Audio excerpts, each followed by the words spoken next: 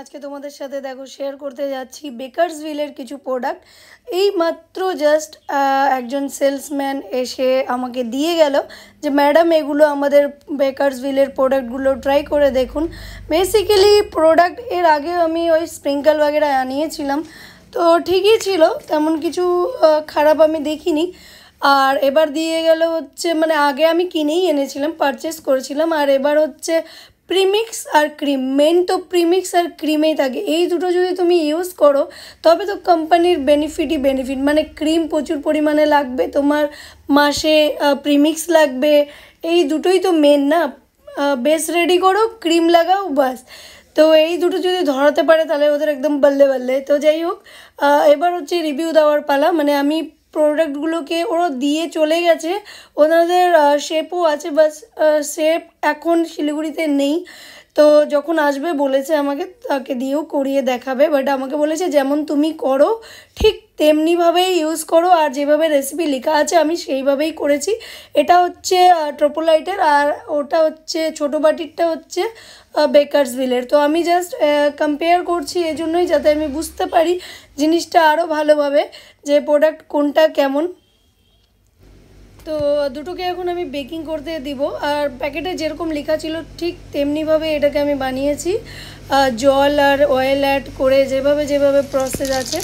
তারপরে ওটাকে আমি বেক করতে বসিয়ে দিয়ে এবার কিন্তু আমি হচ্ছে রান্না করব। কিন্তু আজকে রান্না করব লাউ চিংড়ি। তো এখানে কড়াইতে তেল গরম হওয়ার পরে কিন্তু জিরে আর শুকনো লঙ্কাটা আমি ফোড়ন দিয়েছি। তারপরে হচ্ছে চিংড়ি মাছগুলো আমি ডাইরেক্ট ছেড়ে দেবো। মানে তোমরা যদি চাও মানে আগে চিংড়ি মাছটাকে ভেজে তুলে নিতে পারো, বাট আমি কি করব, আমার শাশুড়ি বলে মানে যে চিংড়ি মাছটার সাথে সাথেই মানে যদি লাউটা হতে থাকে, মানে সবজিটা হতে থাকে, তবে হচ্ছে মানে মাছের গন্ধটা খুব ভালো মতন সবজিতে মিশে।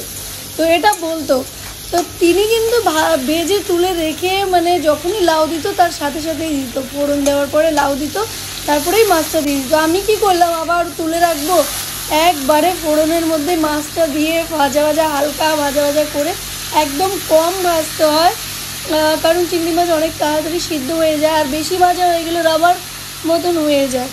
তো একদম কম ভাজতে হবে। তারপরে হচ্ছে লাউটা দিয়ে দিলাম, লবণ হলুদ লঙ্কা দিয়ে বাস নাড়াচাড়া করতে হবে, আর ঢাকা দিয়ে জিনিসটাকে তৈরি করতে হবে। আর তারপরেই কিন্তু দেখবে মানে যে লাউটা জল ছেড়ে দিবে। আর অনেকে আছে আগেই লবণ টবণ দিয়ে লাউটাকে কচলিয়ে জলটাকে ফেলে দিয়ে তারপরে রান্না করে, বাট আমি এইভাবে করি যাতে প্রোটিন সমস্ত কিছু মানে যা যা গুণাগুণ আছে সব যেন পেয়ে যায়, তাহলে আর ফায়দাই কি সবজি খাবার, তাই না? তো আমি তো সেটাইভাবেই, শাক বলো লাউ বলো, আমি কিন্তু এইভাবেই করি, কোনো কিছু জল টল ফেলি না। তো এই জলেই কিন্তু ধীরে ধীরে সিদ্ধও হয়ে যাবে, কষেও যাবে। আমি কিন্তু জিরে গুঁড়ো দিয়েছি, আর শাশুড়ি হচ্ছে ধনে গুঁড়ো দেয়, আমি একটু জিরে গুঁড়ো দিলাম, মানে বাপের বাড়ির স্টাইল আর শ্বশুরবাড়ির স্টাইল একবারে মিক্স হয়ে গেল। তারপরে যখন মোটামুটি এই পর্যায়ে আসবে, তারপরে একটু ধনে পাতা কুচি দিয়ে এটাকে একটু চিনি দিয়ে আমি কিন্তু নামিয়ে দিব। তো হয়ে গেল লাউ চিংড়ি। এই দেখো সবজি কাটতে বসে এবার লাউ শাকও ভাজা করব। আর বাচ্চারা খেলছে, দেওরের ছেলে আর আমার মেয়ে মিলে। চিংড়ি বানানো তো অনেক ইজি। তো মানে যারা কাটাকুটিটাকে সমস্যা মনে করে তাহলে তো তারা কিছুই খেতে পারবে না নিজের পছন্দের। আমি কিন্তু আমার ছেলেকে সবসময় একটা কথাই বলি, ও অনেক খেতে ভালোবাসে। আমি সবসময় ওকে একটা কথা বলি যে তুই যখন খেতে ভালোবাসিস কারো অপেক্ষা করবি না। আমি তোকে মানে আমি কিছু জিনিস ওকে শিখিয়ে দিই, কারো অপেক্ষা করবি না, নিজে বানাবি, নিজে খেয়ে নিবি। আর ও এটাই করে, ওর যখন যেটা ইচ্ছে করে বানানোর। আমার যদি মুড না থাকে বা শরীর অসুস্থ থাকে, মানে টায়ার্ড হয়ে থাকি, তো ও কিন্তু নিজেই বানাবে, সে যত রাতই হোক নিজেই বানাবে, নিজেই খাবে। এই যে আমার সুন্দর লাউ চিংড়ি রেডি, ভীষণ ইজি, এটাতে কিছুই নেই, জাস্ট নর্মাল। গোটা লঙ্কা দিয়েছি, মেয়ে একটু ঝাল কম খায়, ও বলে খাবে, তাই ওর জন্য একটু মানে একটা লঙ্কা ফাটিয়ে দিয়েছি, আর বাকি দুটো তিনটে গোটা দিয়েছি, আমি ডলে খাবো। তো এবার কিন্তু ছেলের জন্য করব ডিমের কারি। মানে ও তো মানে জানোই তোমরা এইসব খাবেই না, তো এবার ওর জন্য ডিমের কারি। নুন হলুদ দিয়ে ডিমটাকে আগে ভেজে তুলে রাখবো, দুটো করে। ও যখনই ডিম খায় দুপুরের দিকে ও দুটো ডিম খাবেই। আর পেট ভরা থাকলে যেমন মানে একটাই খায়, বাট দুটো ওর লাগে যদি এই সাইডে আর কিছু না থাকে। তো ডিমের কারিটা ওর জন্য করে নিলাম। একটু লাস্টের দিকে মানে একটু কষানো যখন মোটামুটি হয়ে যাচ্ছে তখন একটু লঙ্কার গুঁড়ো দিলাম, তাহলে কালার সুন্দর হবে। কিন্তু দিয়ে কিন্তু আমি আবার ধীরে ধীরে কষাবো, এটাকে যত ধীরে ধীরে কষানো হয় ততই টেস্টি হয়। তো কেকগুলো কিন্তু রেডি হয়ে গেছে, চলো তোমাদেরকে একটু বলে দিই যে কোনটা কেমন পরিস্থিতি। এটা হচ্ছে বেকারস ভিলের প্রোডাক্ট, ফুলেছে ভালো, এখন তো দাবছে না, বাট আমি খোলার পরে এবার আমি এভাবে তোমাদেরকে দেখাচ্ছি। দেখো দেবে গিয়ে একদম মানে একদম আটার দলা মতন হয়ে যাবে, এটা আমার কাছে ভালো লাগলো না। আর এটা হচ্ছে ট্রোপোলাইটের, তো এটা দেখো ট্রোপোলাইট, এটা কিন্তু খুবই সুন্দর, তোমাদেরকে দেখাচ্ছি, ভেঙে দাবিয়ে দেখাচ্ছি তোমাদেরকে। এই দেখো কিভাবে ব্যাক করে আসছে, টিপলেই ব্যাক চলে আসে, দারুণ সুন্দর। তো এটা তোমরা ইউজ করতে পারো। আর বেকার ভিলেজটা আমার কাছে বেকারই লাগলো, নামও বেকার কামও বেকার। তো এবার ক্রিমটা ইউজ করে দেখবো আমি কেমন ক্রিমটা। তো তার আগে চলো তোমাদেরকে দেখিয়ে দিচ্ছি একটা কেকের ডিজাইন, তারপরে ক্রিম বানিয়ে ওদের একটা ক্রিম আমি ইউজ করছি, দুটো দিয়েছে, বাট আজকে আমি কিন্তু এখানে একটাই ক্রিম ইউজ করেছি ইয়েলো কালারেরটা, যেটা একটু লো বাজেটের। আমি লো থেকে হাইয়ে গিয়ে ট্রাই করতে চাচ্ছিলাম যে অ্যাকচুয়ালি দুটোর মধ্যে ডিফারেন্স কী।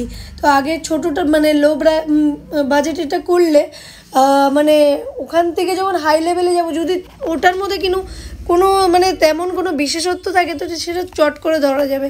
তো যাই হোক আমি ওর জন্য ওটা করলাম, আর তোমাদেরকে দেখাচ্ছি, আগে ডিজাইনটা দেখে নাও। তো এখানে হচ্ছে একটা বাটারস্কচ কেকের ডিজাইন। তো এটা হচ্ছে একটা কাস্টমারের অর্ডারের কেক, তো আমি জাস্ট সিম্পল বানাবো, কাস্টমার বলে দিয়েছে তুমি তোমার মতন করে ডিজাইন করো, আর মানে নর্মাল বাটারস্কচ করে দিও, কোনো তামঝাম ডিজাইনওয়ালা কিছু করতে হবে না, বাস এটুকুনি। তো আমি ভাবলাম যে তামঝাম না করে এটাকে হচ্ছে সিম্পল সোবার রাখি, আর যেমনটা বাটারস্কচ হয় তেমনটা করে রাখি। আর অনেক দিন হয়ে গেল বেকারি স্টাইলে আমি বাটারস্কচ কেকটা বানাই না, তো আমি ভাবলাম যে এইবার একটু বেকারি স্টাইলে সিম্পল করে করি। আর দেখো আইসিংটা কিন্তু কি সুন্দর মতন ফিনিশিং হয়েছে, কোনো উপরের দিকে মানে চিকন হয়ে যাওয়া, নিচের দিকে মোটা, এইসব কিন্তু কিচ্ছু হয়নি, একদম লেভেল মতন আইসিং হয়েছে। আর বাইরের দিকে একটু চোকো চিপস, নিচের দিকে মানে চোকো চিপসগুলো দিয়ে আমি সাজিয়ে দিলাম, আর নাটস দিয়ে উপরের দিকটা সাজিয়ে দিলাম। হাত দিয়ে কিন্তু এইভাবে একটু দাবিয়ে দিতে হবে চারদিকটাই, কারণ তাহলে ক্রিমের সাথে একদম ভালো মতন সেট হয়ে থাকবে। নইলে কি হয়, অনেক সময় দেখা যায় যদি মানে আইসিং করা মাত্রই চোকো চিপসগুলো দাও, তাহলে ক্রিমটা একটু পাতলা হওয়ার কারণ মানে নরম থাকার কারণে গা থেকে কিন্তু চোকো চিপসগুলো বা যাই তুমি ইউজ করো ওগুলো কিন্তু ধীরে ধীরে খুলে পড়তে থাকে। তো সেই জিনিসটা আর হবে না হাত দিয়ে যদি একটু দাবিয়ে দাও, বা কেকটাকে একটু সেট করার পরে যদি দাও। আবার বেশি সেটও করা যাবে না, ক্রিম যদি ড্রাই হয়ে যায় হালকা বাইরের, তবে কিন্তু লাগবেও না গায়ে। তো এই ছিল আমার আজকের বাটারস্কচ কেক। তোমাদের কেমন লাগলো কমেন্ট করে জানাবে, কমপ্লেন না ভাই, নো কমপ্লেন, কমেন্ট করে জানাবে। আর এই দেখো ক্রিম, তো ক্রিমটা আমি একটু বিট করে দেখিয়ে দিচ্ছি যে কেমন। আর বিশ্বাস করবে না, এত চট জলদি এটা হুইপড হয়ে গেল, মানে আমার ধারণার বাইরে ছিল। যেমন এটার লুক তেমনি কাম, মানে আমি ভাবতে পারি নাই যে প্রিমিক্সটা এত বাজে হওয়ার পরে আমি ক্রিমটা এত ভালো রেজাল্ট পাবো। তো ক্রিম মানে সত্যিই বলতে গেলে খুবই ভালো, খুবই ভালো আমার কাছে মনে হলো। তোমরা দেখে নিও, আমি দেখাচ্ছি তোমাদেরকে। আর হুইপ মানে এত তাড়াতাড়ি হুইপড হয়ে গেল, উইদাউট এসিতে আমি এটাকে হুইপ করেছি। আর দেখো কত সুন্দর ক্রিম।